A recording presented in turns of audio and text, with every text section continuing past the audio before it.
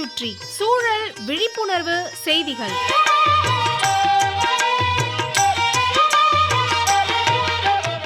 அன்புள்ள நிர்மலா மேடம் அவர்களுக்கு உங்கள் மாணிக்கம் எழுதும் மடல்.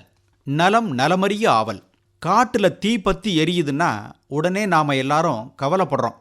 ஆஹா, இந்த தீ இப்படி காட்டை அழிச்சிடுச்சே, இவ்வளவு மரங்கள் தீயினால் சேதம் அடைஞ்சிடுச்சேன்னு.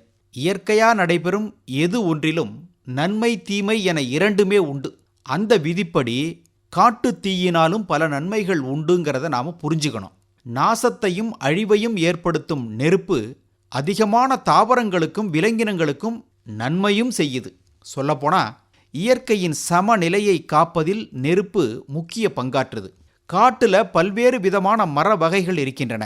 அந்தந்த சூழலுக்கு ஏற்ப மரங்கள் அங்கங்க வளர்கின்றன. ஊசி இலை காடுகள் கேள்விப்பட்டிருக்கோம், கோனிஃபர்ஸ்னு ஆங்கிலத்தில் சொல்லுவாங்க. இந்த வகை மரங்கள் உயிர் வாழ்தலுக்கே காட்டுத்தீ மிகவும் அவசியம்.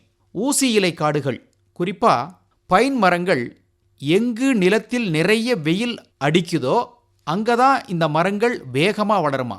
நிர்மலா மேடம், நிலத்தில் விழுந்த விதைகள் வளரும் போது வேகமா பக்கத்தில் இருக்கும் தாவரங்களோடு போட்டி போட்டு வளரும்.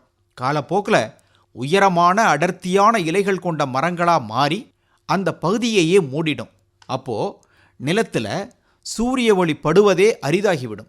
சூரிய ஒளி படாததுனால அந்த இடத்துல விதைகள் முளைப்பது, புதிய மரங்கள் உருவாவது சாத்தியமற்றதாகிவிடுது. இந்த மாதிரி சூழ்நிலையில் காட்டுத்தீ ஏற்படாமல் இருந்தால் இந்த வகை மரங்களின் பெருக்கம் காலப்போக்கில் அழிஞ்சிரும். காட்டுத்தீ ஏற்பட்டு எரிந்து போன மரங்களின் சாம்பல்ல அதிகமான சத்துக்கள் உண்டு. அந்த சாம்பல் நிலத்தில் சேர்ந்து புதிய காடுகளுக்கு ஊட்டம் கொடுக்கும். இந்த மாதிரி தீயினால தீமை செய்யும் உயிரினங்களும் அழிந்து போக வாய்ப்புண்டாகுது. வன தீயில் எல்லா உயிரினங்களும் அழிந்து போகுங்கிறது தவறு. ஒரு சில உயிரினங்களுக்கு தீ பிடிப்பது முன்கூட்டியே தெரிய வருமா. அந்த ஆற்றல் கொண்டவை அந்த உயிரினங்கள். இதனால தீ பரவத் தொடங்கும் போதே அவை ஓடி தப்பித்து கொள்ளும். சில இயற்கை இடர்பாடுகள் நடைபெறும் முன்னர் நாய்கள் வித்தியாசமான ஒலி எழுப்பி குறைக்கும். அப்போ கிராமங்களில் பெரியவங்க, என்னடா அது நாய் வித்தியாசமாக குறைக்குது, என்னன்னு பாரு அப்படிம்பாங்க. அதே மாதிரி மனித இறப்பு ஏற்படுவதற்கு முன்னால நாய் ஊளையிடும். இப்படி மனிதனால் கண்டுபிடிக்க முடியாததை விலங்கினங்கள் கண்டுபிடிச்சிடும்.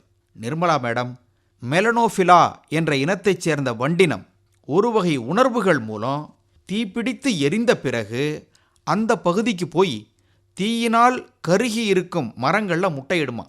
எரிக்கப்பட்ட அல்லது தீயினால் பாதிக்கப்பட்ட தாவரங்கள்லேருந்து சத்துக்கள் பூமிக்கும் கிடைக்கும். குப்பை கூளங்கள் எரிவதால் புதிய தாவரங்கள் முளைத்து வளர இடம் ஏற்படுத்தப்படுது. தீமை விளைவிக்கும் பூச்சி இனங்கள் நோய்வாய்ப்பட்ட தாவரங்களை அழிக்கும் துப்புரவு பணியையும் தீ செய்யுது. ஒரு நாணயத்துக்கு 2 பக்கங்கிற மாதிரி எந்த செயலுக்கும் நன்மை தீமை என்ற விளைவுகள் இருக்கும். எது அதிகம்ங்கிறத ஆராய்ந்து அறியணும். அதன் மூலம் நமக்கும் நமது சூழலுக்கும் நன்மை கிடைக்கிற மாதிரி பார்த்துக்கணும். இப்படிக்கு மடல் மாணிக்கம்.